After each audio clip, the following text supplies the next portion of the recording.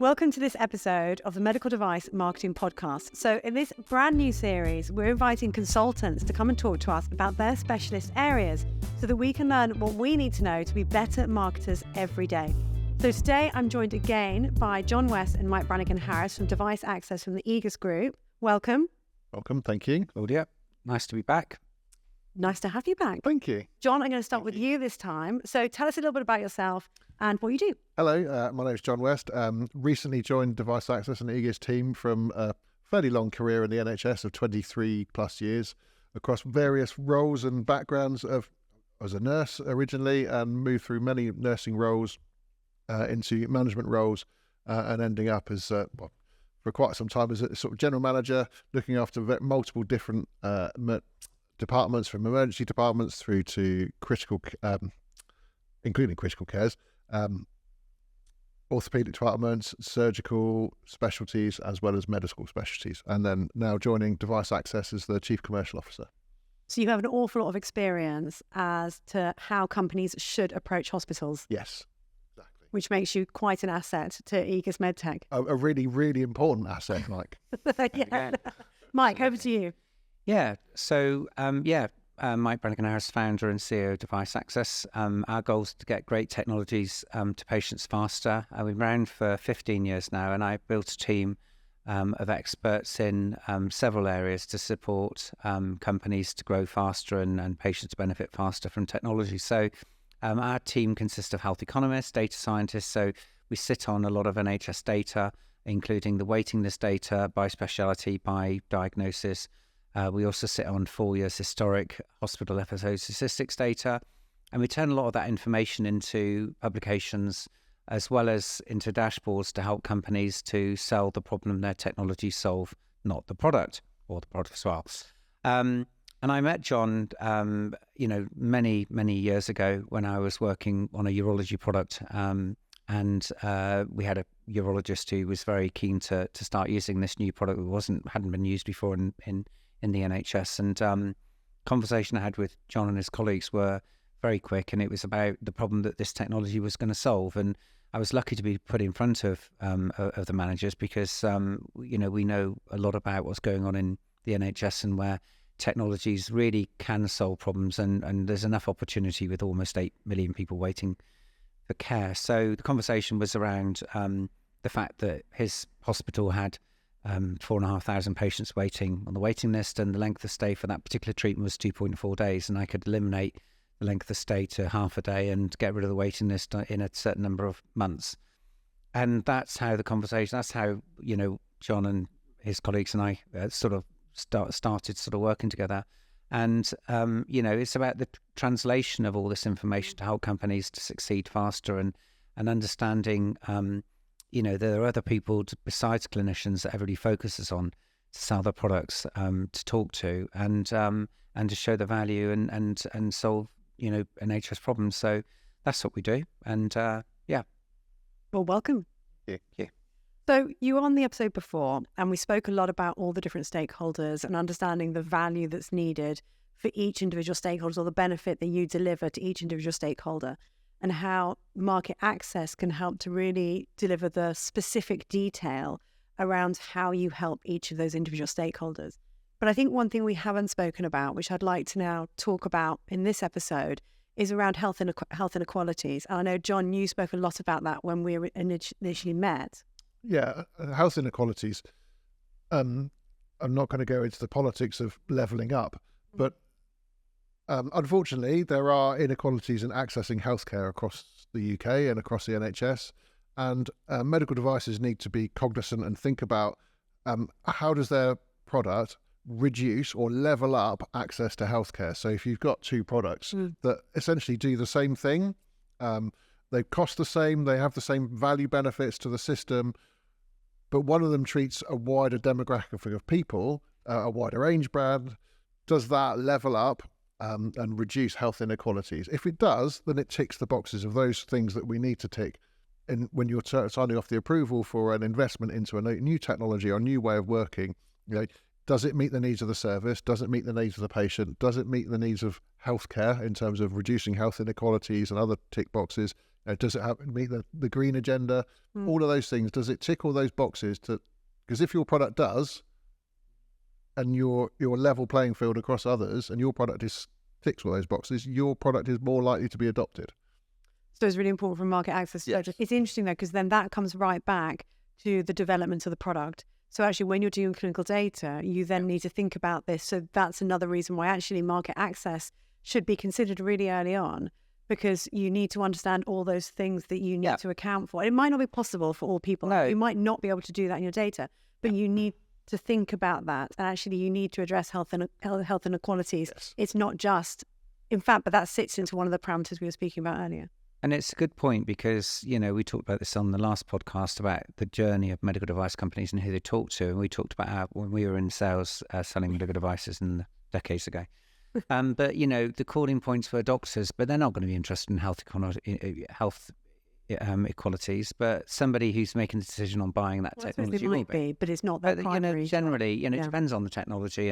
And hence, going back, and I was just thinking about what John was saying there, it's going back into how the NHS divides cash out, how the government divides cash out and gives more money to certain parts of the country than others. Like, particularly the northeast has a pretty low mortality, length of life compared to maybe the southeast. It's about that. But yeah, I mean, all of this may sound, like, oh God, have I got to think about that as well? Is that another thing I have to think about as a medical device company? But anything you have that makes an incremental change and benefit is something that's going to strengthen the likelihood of your technology being approved faster.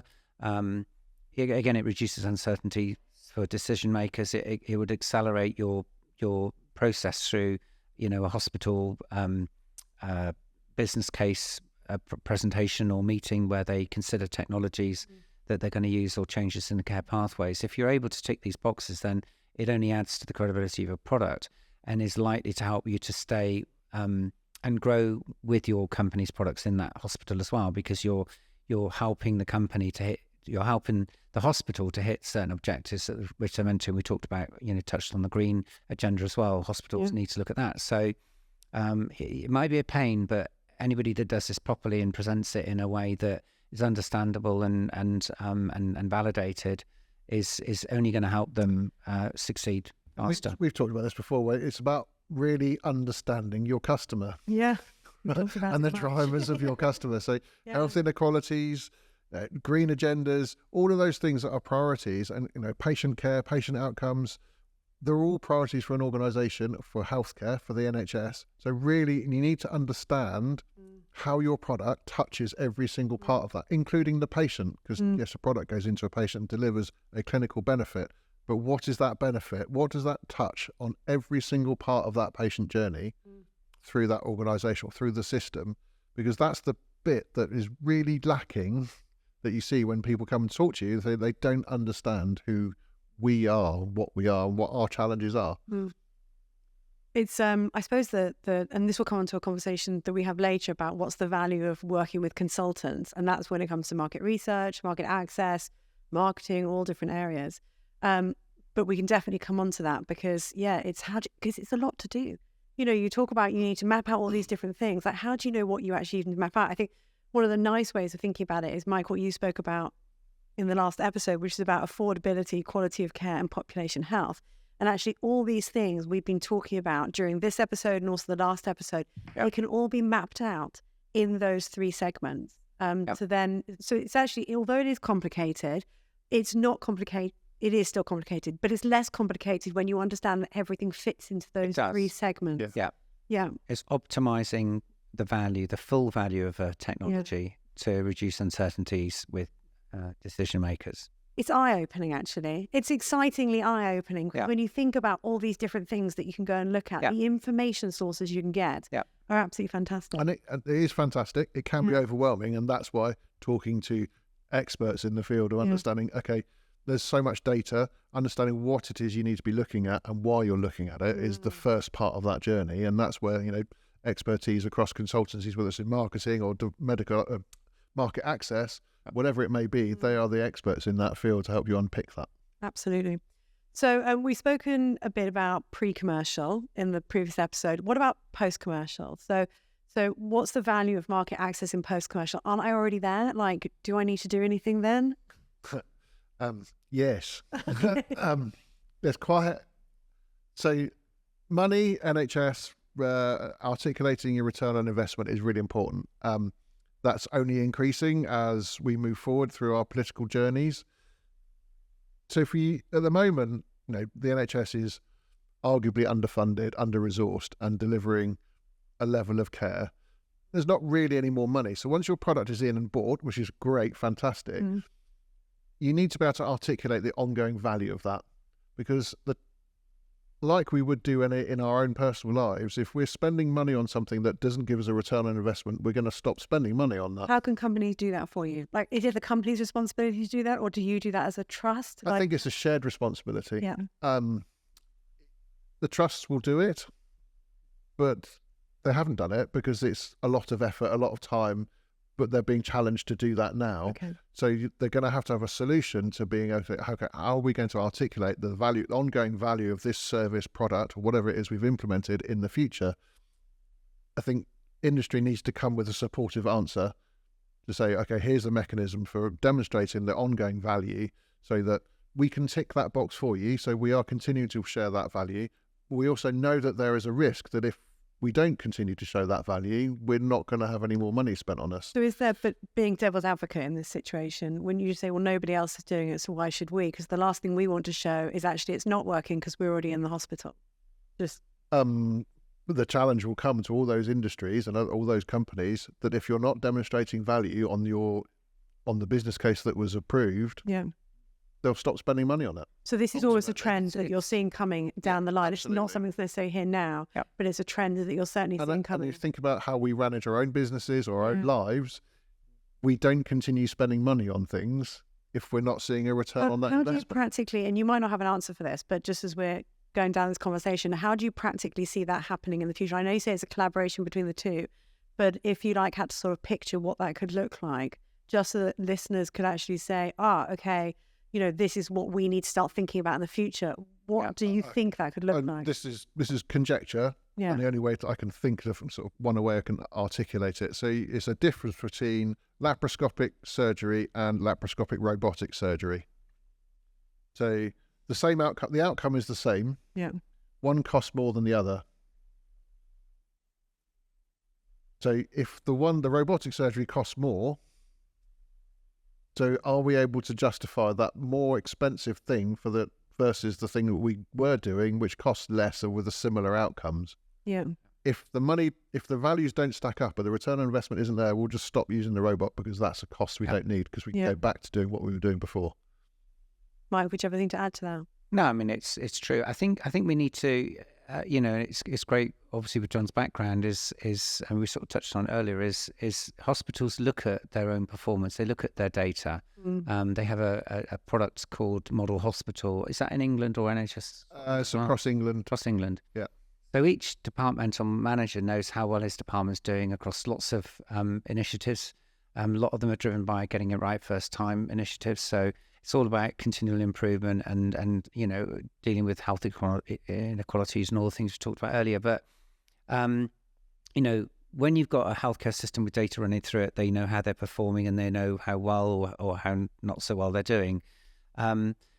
And it's all there. It's bringing the industry together to show that their technology will make a difference or is making a difference. And, some of the work we're doing with a particularly large company is, we built a dashboard to help them to identify opportunities for the NHS to improve outcomes in a certain therapeutic area. And we've been working with them for 5 years, and now we're able to show through historic data the difference the technology is making. And the reporting of that really helps the hospital to sort of justify why they're spending their money on that product. So it protects your business because who else is doing it? If a hospital says, why are you spending all this money with this one supplier? They can say, well, here's why. Here's what the difference the product's made over the last 4 years. That's nice. So actually then the manufacturer can do all of that themselves. So they can get the benchmark data because that's all of health. So tell us about where that data is. So, it's hospital episode statistics. We have access to it. We've had a license with NHS Digital now, NHS England for 10 years. And It's basically the reporting of every activity in the hospital in secondary care. So, for example, the patient journey from how was that patient admitted? Were they emergency? Were they elective? Were they planned or walk-in or whatever? And then recording their reason to be there. So what are they complaining of? They've been hit by a stone in the eye. What else is wrong with them? They're diabetic. They're overweight. They've got heart conditioning. They've got hip pain and whatever. And then they go into how well they're treated and what they're treated with, and then everything until that patient's discharged from hospital, and then the cost of that episode. So, and a lot more besides. I'm trying to condense it. And but so that data. So the hepatitis database brings all of that together into one place, specifically for the manufacturer? Well, so the Hepisodes platform is a communication of the benefit of the technology to the patient, provider and the payer. So that's all encompasses the waiting list data, so understanding the pressures that the hospital's under, how many patients are waiting, and giving the benefits to those key stakeholders, patients, providers, payers, as to what difference the technology is making, and being able to justify a change in the care pathway or the continual use of that technology going forward. So that's sort of what we do. But the benefit of that, to what we were coming back speaking to John, is if manufacturers are now in the future going to have to justify the ongoing performance of their technology, then actually they can use something like the Hepisodes dashboards that Device Access creates to say this is the benchmark, and now actually at 12 months, 18 months, 24 months, these are the outcomes. We totally justified ourselves. Particularly if you're an upfront cost. So if you're an in-year cost, so if your revenue budget is increasing because of the business case that's been put forward, you are going to have to justify why that is still a good thing to do next year and the year after that. Evidence that. Because I suppose the thought is maybe once your device is in the hospital, it sort of just gets. Well, that's the ways of old, but I think that's definitely on its way out. Hospital budgets they're going up all the time. The cost of running healthcare is going up, whether that's inflation or whatever cost it is, it's going up. And some of that, arguably, is down to not making the right decisions about things we bought in the past. So you have and I think when you could ask a hospital, are you 100% confident that every investment you've made has had a positive return? Quite a question.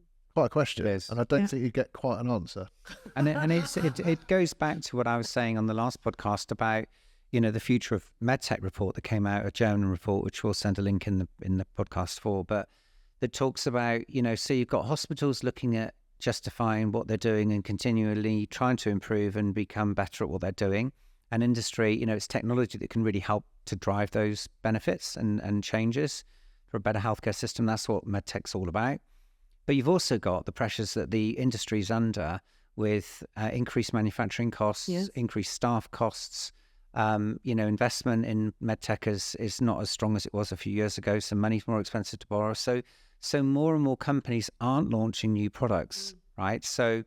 But they have to protect their own existing business. And then you've got other countries trying to get their feet in the door, like the Chinese and Indian companies that we see, developing products that are very good and very similar to others out there. So, to sort of help to protect your business and to help to show additional value about why a hospital should buy your products, you need to start looking at this stuff. And, the report that I refer to, the Future MedTech report, talks about, companies trying to improve profitability at times when, like I say, manufacturing costs are going up and staff costs, and the salespeople that are out selling these products are some of the highest paid in any industry. So it's an expensive thing to do. So there's a lot of work that needs to be done in helping to change the way that these transactions occur, really. And I think if you look at the common sense argument, if you're a company and you can't fulfill on what you've said you're going to deliver, and you're not willing to articulate what you deliver, well, would we buy something from someone who said, well, you're going to invest that money, but I'm not going to help you work out whether I've got a decent return on investment? Probably wouldn't go with that company. Because you don't quite trust them. Well, I think they're selling the right thing. I think more importantly, as more companies do start providing that information, then actually, because trust is the biggest thing that we have actually when we're, working with other companies, buying products, things like that. So if other companies are going to start doing this, you really should be at the forefront of doing it, because it's coming your way anyway. You can't fight change in that instance. Yeah. And it's interesting because I know, John, you mentioned this before, but you're seeing some companies employing ex-NHS managers to go and do that work that we talked about, is translation of the benefits of the technology to the right stakeholders in their language. I'm not surprised at all, because whenever John, I've spoken to you in the past, and you can sort of cut me off at the knees very, very quickly with an argument because it's not focused at you. Do you know what I mean? I've not identified the problem that I need to solve for you. I've identified a clinical problem, and you cut me off at the knees pretty much immediately.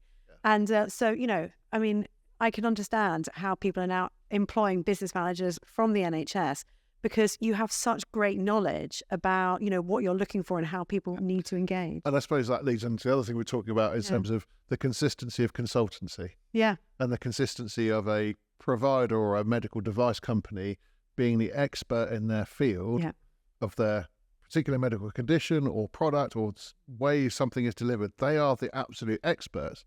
And the cycle of churn of people means that the company is probably the continuum.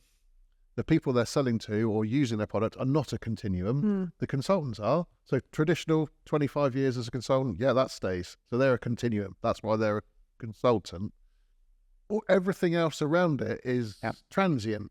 It is. The other non-transient things is medical device companies, hopefully. If you get it right, you're going to be there for the next 20 years. Yeah. So you're an expert. So the two need to align and support the bit in the middle, which is the transient, well, the third parent is the NHS. You've got three parents, NHS, consultants in the business of the healthcare, and consultants which are... When you mean consultants, which, so when you mean consultants in healthcare, it's as in consultant, surgeon, physician, or whatever that may be. Yeah. They're the continuum. They're the ones that stay in a hospital for 20, 25 years. Yeah. I like the way we talked about it earlier, that, when we had dinner recently, John, when we were talking about some other work you were doing around running the music festival. It's called up at Boomtown. Boomtown, yeah. So John's was supporting the festival with health and safety work. Medical strategy, as a healthcare strategy consulting. And it was an interesting conversation because you've been doing that for how many years? 6 years. 6 years. Yeah. And then in those 6 years, the sort of the doing of the doing. So the founders are the same. The core team in the business is 5 or 6 people. Yeah. But everyone else in the festival, they're either suppliers or transient workers. So they'll do a job for a year, they'll move on to another job for another 6 months, because that's kind of the nature of the beast. So the expertise comes from the subcontractors, the consultancies, and because they're there. Because you've been getting there for 6 years. In other words, you've been doing this for 6 years. You know more about the festival than the people that are running it. Yeah. And that's I think that's a really nice story, because that's sort of where we are. We deal with thousands of medical devices, thousands of different challenges. We help them succeed. We wouldn't be here if we didn't. And it's that knowledge and expertise that you learn over many years, like you have, Claudia, in your business and in new approaches, and it's all we do is this. And I talked to so many companies. We had one on a call earlier that they're focusing on one thing, and we're saying to them, but there's several other things that you've got in this product that you haven't even mentioned. I hadn't thought of that. It's like, well, yeah, you need to. And it's that all the time. It's drawing out those additional value adds like health inequalities, green stuff, and overall helping the hospital to do better, and then being able to justify the continual investment in that technology back every year. I mean, that is the value in the consultant in working with the consultants. Of course, the other option is, well, market access. I need to do market access. Why can't I just employ somebody to do it? And you can certainly do that, and there's certainly value to doing that as well. Yeah. But I think coming back to what you're saying is that this is all you do all the time, and you see it with hundreds of companies, hundreds of products. So, your experience level can help you very quickly pull out what needs to be done, the sort of blind spots, things that have gone wrong before, which can be hugely valuable. But of course, that comes at a cost as well. So, not all companies can afford to work with you guys. or any other consultancy. It's all dependent. But that's the value that comes from it. But knowing that, making that choice early on is about that making a commercial decision early on in your journey. You know, whether you're an SME that's starting up today or versus you're a product in a global multinational, the thought process should be the same. It's like, what do we need to get this product off the ground? Who do we need to be involved? And we make a commercial decision about how we do that. A great question is, what's going to go wrong? What could go wrong? Because if you realise what could go wrong and then you alleviate that at the front. Oh, we talked about that one earlier with that company that decided that how much their product was being sold for without understanding its value. And it was a lot less than they thought it was. And then what do you do? You know, you've spent 3 years and thousands of pounds, hundreds of thousands of pounds on studies. And at the back end of it, you've shown it works, but you've not shown it's affordable for society. So you need to have those three things together. Population health improvements, quality of care, and affordable for society to succeed. Otherwise you're flying a bit of a lopsided aeroplane, as I say it, you know. And you sold the pipe. Fundamentally, you're selling a pipe dream. Someone is going to put money into. But it's painful. Actually, it's painful for the people who that happens to, actually, because nobody means that to happen. No, they don't. And actually, that's very genuinely. That's very painful. And it's a shame because some company, Sadly, I've seen some brilliant products not succeed because the people weren't, selling it effectively. And that, when I say selling, I'm talking about the overall value, messaging. Companies just I think it's the investors are so desperate for early return to show that things can be sold and can be reimbursed that they'll push it at anyone to just try and get the foot in the door. And also money's tight. That's also another issue. Yeah, so it's not we're talking in a really dreamland, lovely world as well. So it's not always that easy. No. So John, as we've got you here and you recently left the NHS after a significant amount of time in it, I think one question that I suspect many people will be interested in knowing is, how do people actually get access? If you were still in the NHS at business manager level, looking after all of these departments, how do people actually get access to you? Because I think you're getting harder to get access to. Yeah, and that's intentional. Yeah.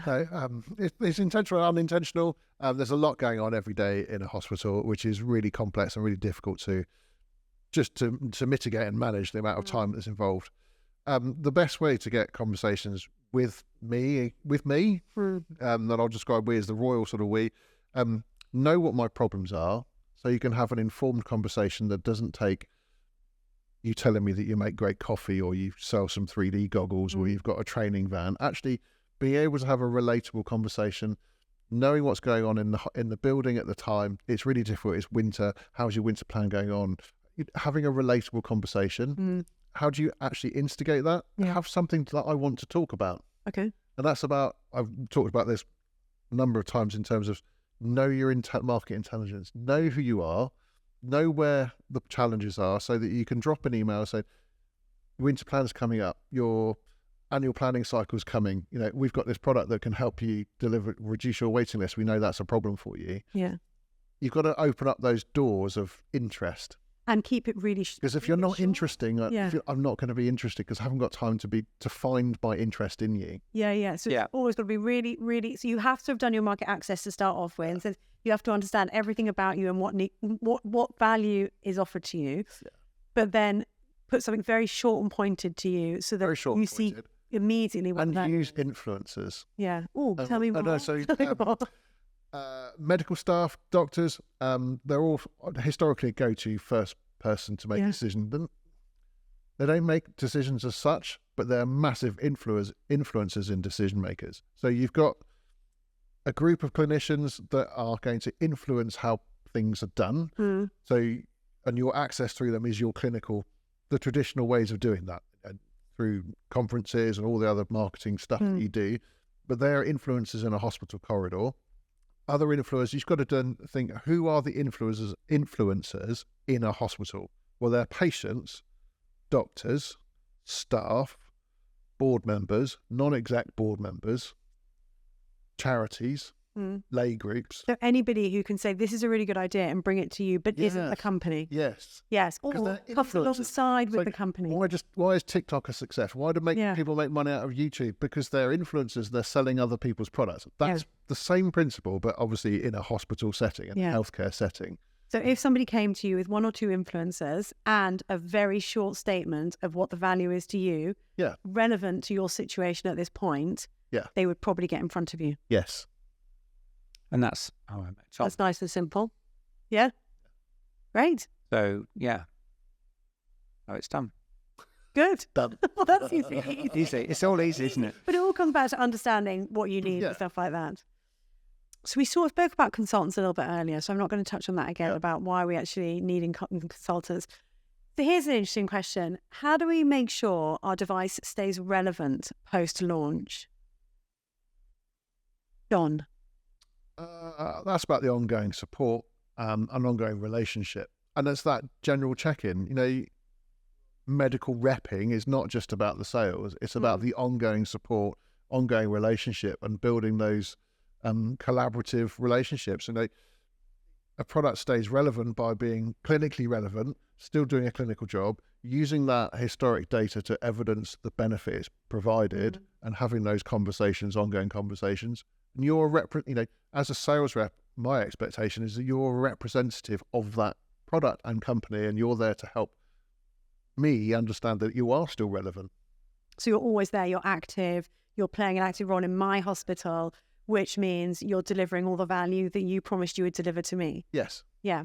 But I think when we spoke before, it was also about, different fluctuations in what the requirements of the hospitals are as well. Yeah. So making sure cognizant, when there's, I don't know, whether in winter or it's not just winter, throughout the year, when the hospital's in a real pressure point, don't be in my face saying, oh, can I go for a coffee because I've just done this? I'm just in the building.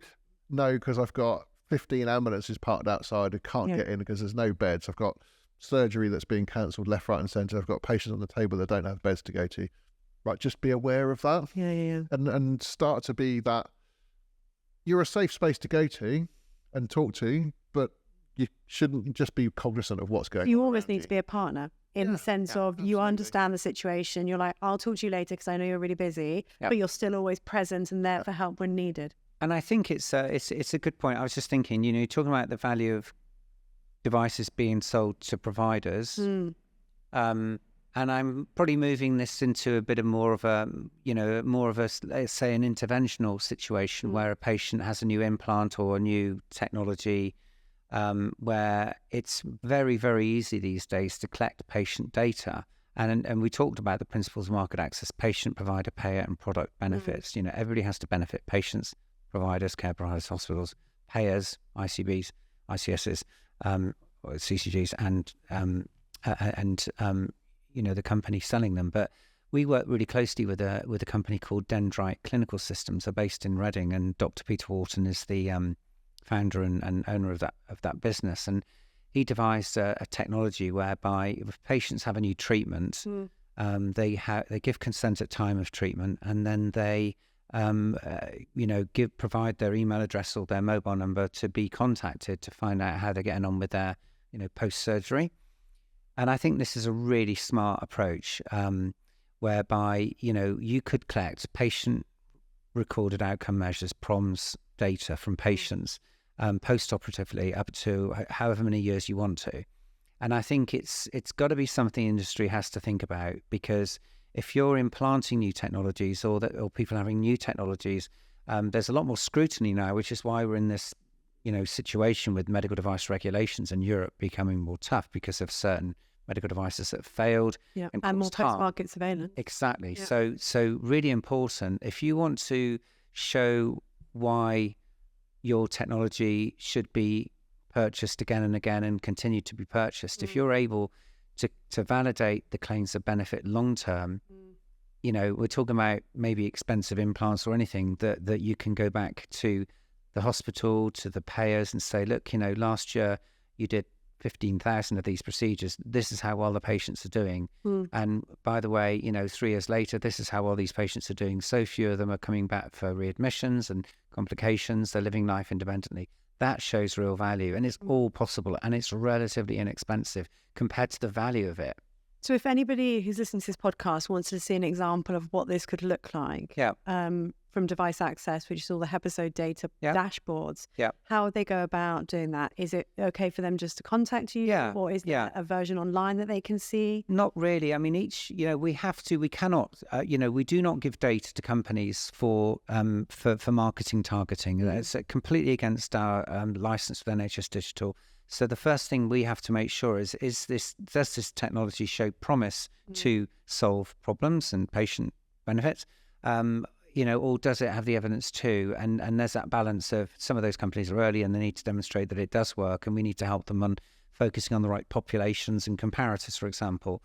But yeah, I mean, we spend a lot of time trying to see if we can, if this is a valid story, that we can translate this technology into benefits for patients in the NHS, and then we work together in building early dashboards, and that's sort of where we got to work with John very closely because